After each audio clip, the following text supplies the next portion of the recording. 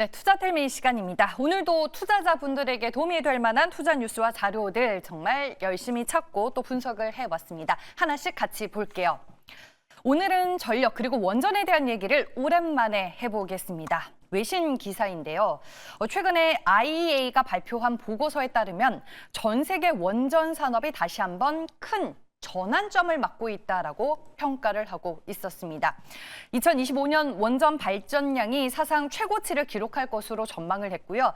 특히나 이번 제도약을 이끄는 핵심 기술은 바로 소형 모듈 원자로 이 SMR이라는 언급이 있었습니다.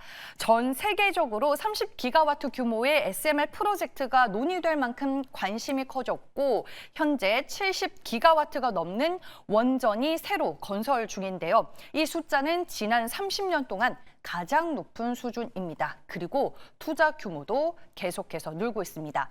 IEA는 이번 보고서에서 데이터가 새로운 석유라면 지금은 전력의 시대다라는 표현을 썼는데요.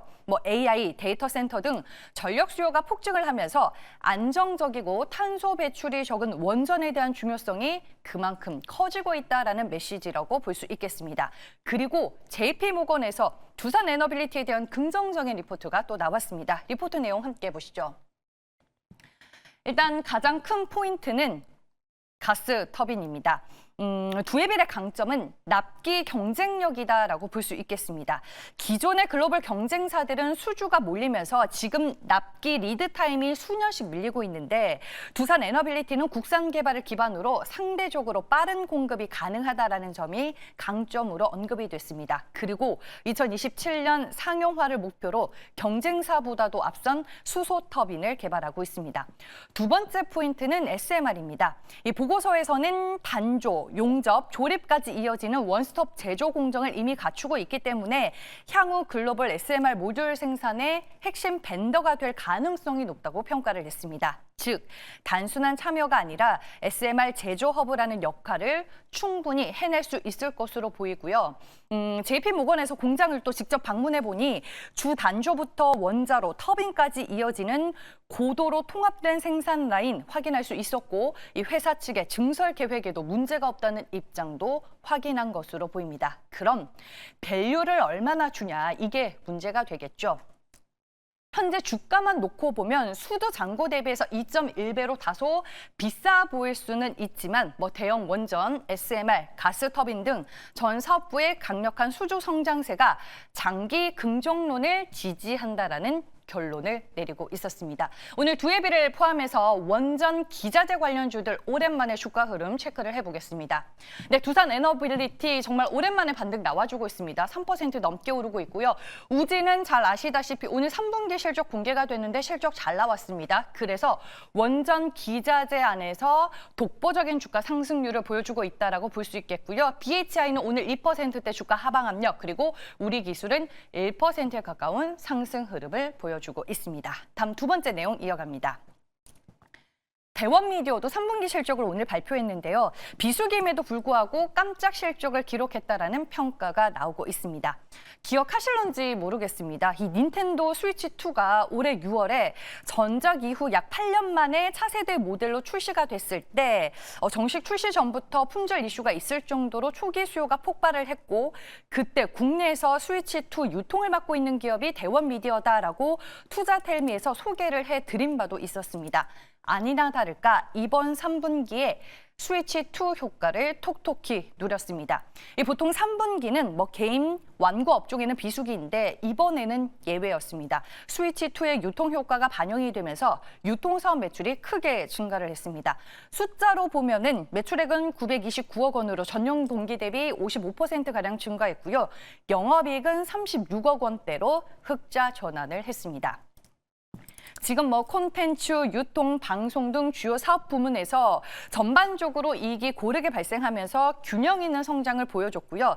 실적 발표와 함께 회사 측에서는 이 스위치2 유통 사업의 최대 성수기가 4분기인 만큼 매출 증가와 수익성 개선 더욱 확대될 것이다라고 언급을 하기도 했습니다. 그리고 지금 북미 디즈니 XD를 통해서 자체 IP인 아머사우루스가 방영이 되고 있는데 내년 2월에 예정이 되어 있는 OTT 방영과 이 완구 출시 등 글로벌 전개가 본격화되면 글로벌 IP 기업으로 도약하는 데 또 중요한 발판이 될 것으로 기대가 되고 있습니다.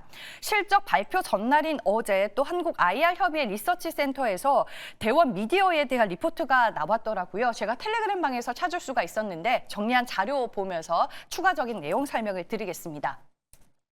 역시나 스위치2에 대한 언급이 있었고요. 카드 사업부에 대해서 이제 추가적으로 설명을 드리면 대원 미디어는 애니, 게임, 캐릭터, IP를 활용한 수집형 카드 사업을 하고 있는데 이게 또 마진율이 높습니다. 카드 가격은 상대적으로 저렴하지만 구매 빈도가 높고 팬덤 소비가 강해서 재구매가 계속 일어나기 때문입니다.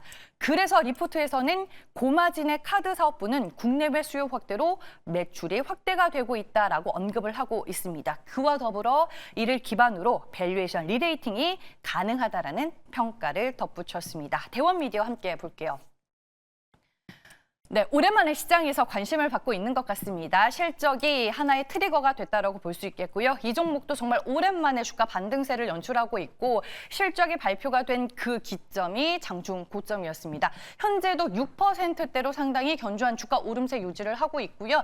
8,710원을 지나가고 있습니다. 4분기가 성수기인 만큼 3분기보다 실적이 더 잘 나올 텐데 주가가 앞으로 얼마나 더 추가적인 상승세를 그려낼지가 중요한 포인트가 될 것 같습니다. 다음 내용 또 이어가 볼게요. 네, 모건 스탠리에서 나온 메모리 슈퍼사이클에 대한 코멘트도 같이 체크를 해보겠습니다.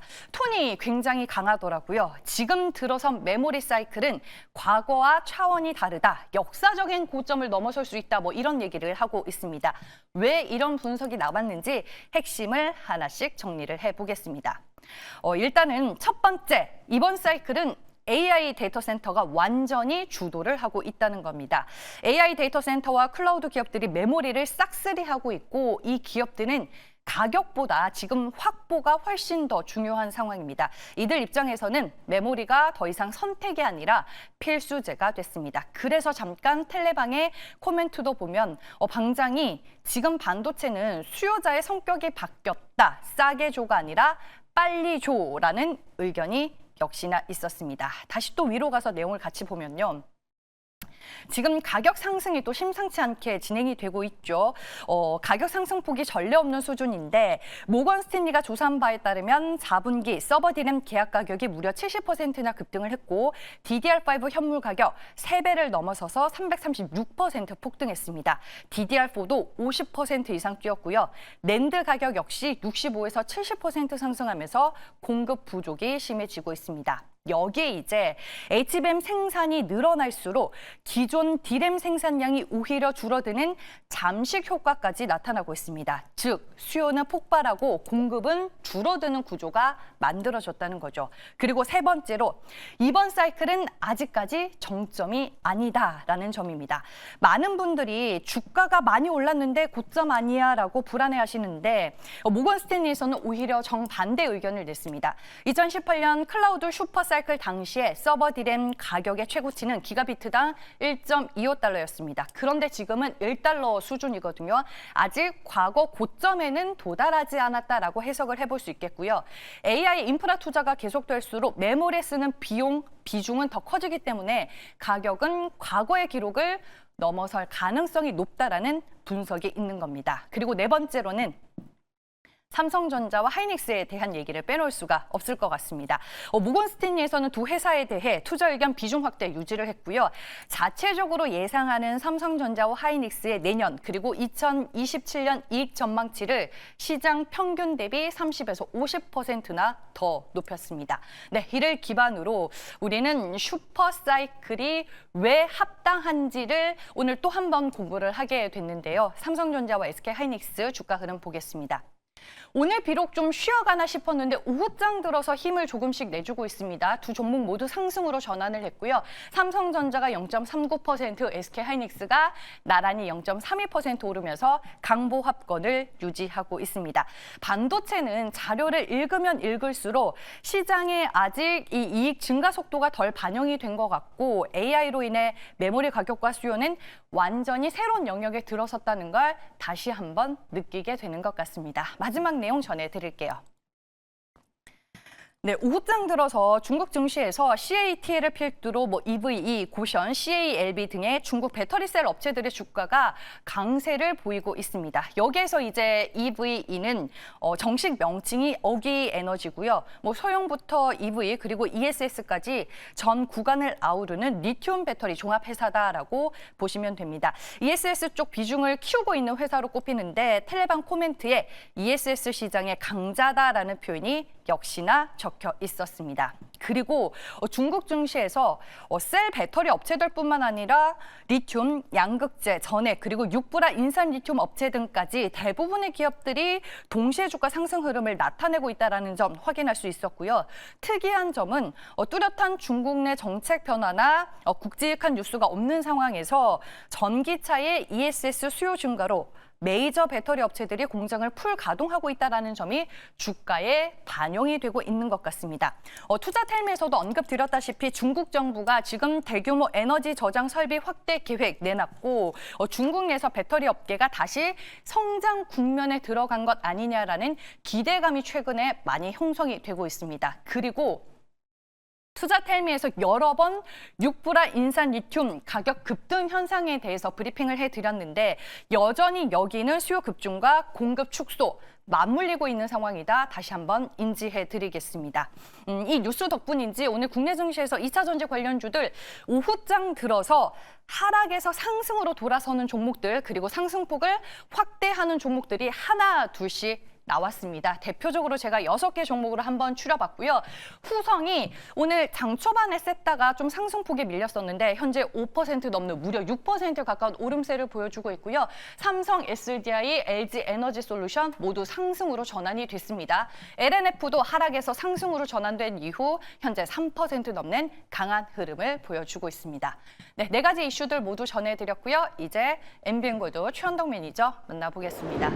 매니저님 안녕하세요. 네, 안녕하십니까. 최현동 매니저입니다. 네, 오늘 시장에서는 어떤 재료와 뉴스 중요하게 보셨을까요? 네, 오늘도 바이오 쪽을 좀 계속 말씀을 좀 드려야 될 것 같습니다. 일단 최근에 이제 시장이 좀 변동이 나오면서 계속 순환매가 나오고 있는데 지금 바이오 사이클이 저는 본격적으로 시작이 됐다 보고 있거든요. 여기에다 어제 같은 경우 이제 ABL 바이오가 이 대규모 기술 이전을 통해서 또 한번 확인해줬기 때문에 아마 시장에서는 제2의 ABL 바이오 찾기 위한 그런 흐름이 상당히 좀 많아질 것 같습니다. 그런 관점에서 이제 바이오를 좀 봐야 될 것 같은데, 지금 K바이오에 대한 어떤 기술 수출 이후에, 선순환이 가속되고 있다. 이런 평가가 나오고 있는데, 무슨 이야기냐면, 우리가 과거의 바이오 기업들은 직접 임상을 진행해서 진행하다 보니까는, 실패할 가능성도 크고, 실패했을 경우에는, 말 그대로 그냥 이 대박에서 쪽박이 나기 때문에 좀 위험한 부분이 있던 건데, 지금의 바이오 기업들은 전임상이라든가 1상 이상, 그러니까 완성되지 않은 상태에서 기술 이전을 통해서 마일스톤을 수출하게 됩니다. 그러다 보니까는, 미국 기업의, 그러니까 글로벌 기업의 기술 수출에서, 지금 글로벌 기업들 임상을 진행하게 되고, 그에 대한 로열티나 마일스톤을 받게 되면서 수익을 취하게 되는 건데, 지금 미국 시장에서 이제 국내 기업들이 기술 이전했던 그런, 시장 물질들이 미국 시장에서 이제 임상을 통해서 좋은 데이터가 나오기 시작하면서 국내 바이오 기업들의 재평가를 받기 시작하는 겁니다. 그런 관점에 있어서 최근에 이 기술 이전도 계속 이어지고 있다라고 좀 보시면 될 것 같고요. 어제는 ABL 바이오가 그렇게 대규모 계약을 했고, 최근에 D&D 파마텍 같은 경우는 메셀에다가 1조 원대 기술 이전했는데, 그 메셀을 가지고 지금 화이자하고 노모니스크하고 이제 인수하게 싸웠던 거 아닙니까? 결국은 화이자가 가져가기로 하면서 이 D&D 파마텍 같은 경우도 이제 화이자의 자본력이 들어가는 그런 기업으로 보시면 될 것 같고, 어제 말씀드렸던 에이프릴 바이오 같은 경우도 이 기술 이전했던 덴마크 기업이 임상 과정에 있어서 또 지금 임상 중간 평가를 또 발표했죠. 그 부분에 있어서 또 좋은 결과 나오면서 주가는 또 상당히 잘 올라가고 있습니다. 그런 상황에서 지금 미국 시장 같은 경우는 이 금리 인하 시점이 좀 돌아오기 시작하고, 또 이 약가역에 있어서 이제 규제가 이제 그 어떤 불확실성에서 확실히 좀 바뀌었죠.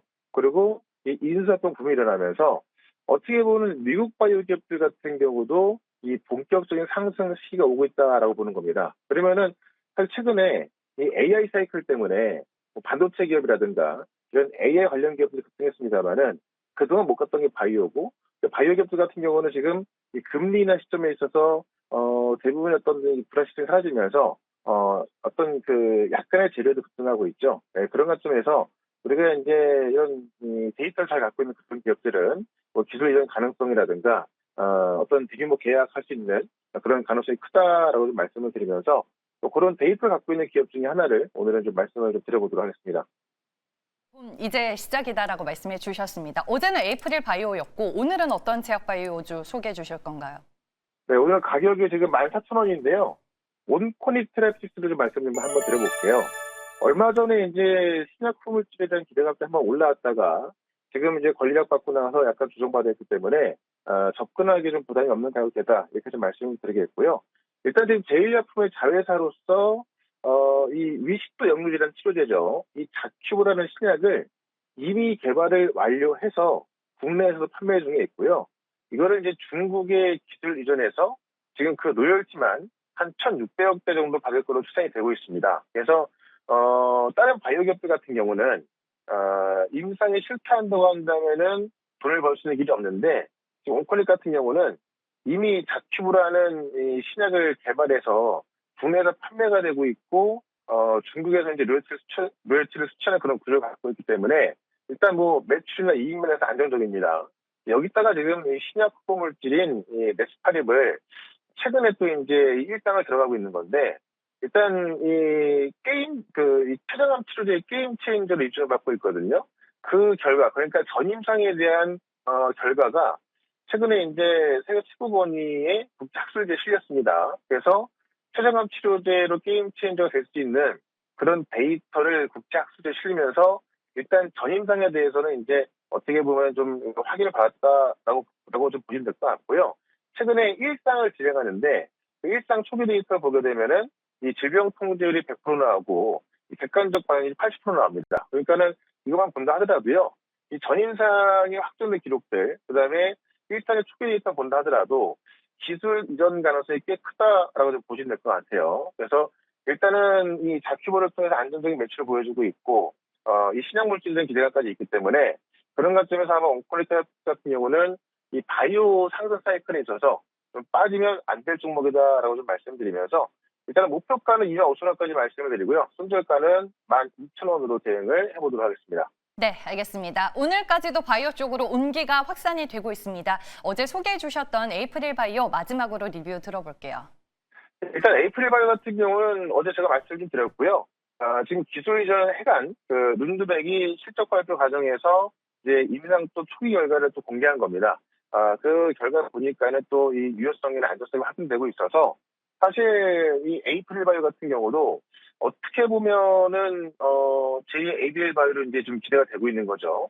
그런 것쯤에 있어서 어제 말씀드렸지만은 우리 급등하고 있고요. 계속 볼 것좀 말씀드리고 시장에서 지금 제2의 ABL 바이오 찾고 있는데 제가 대충 분석을 해봐도 이 제2의 ABL 바이오가 될 수 있는 그런 데이터를 갖고 있는 기업들이 한 10개 정도가 되거든요. 그래서 그런 내용을 담아놓은 영상을 어제 올려놨습니다. 그래서 유튜브에서 최연도 검색해보시면 어제 올려놓은 영상, 지금 이 K바이오 기업들의 이 파이프라인 정리해놓은 게 있으니까요. 그거 좀 보시면 될 것 같고, 또 가장 유력한 후보를 오늘은 또, 네이버 밴드에 올려놨으니까는 네이버에서 최연도 검색하시면 역시나 또 확인할 수 있을 것 같습니다.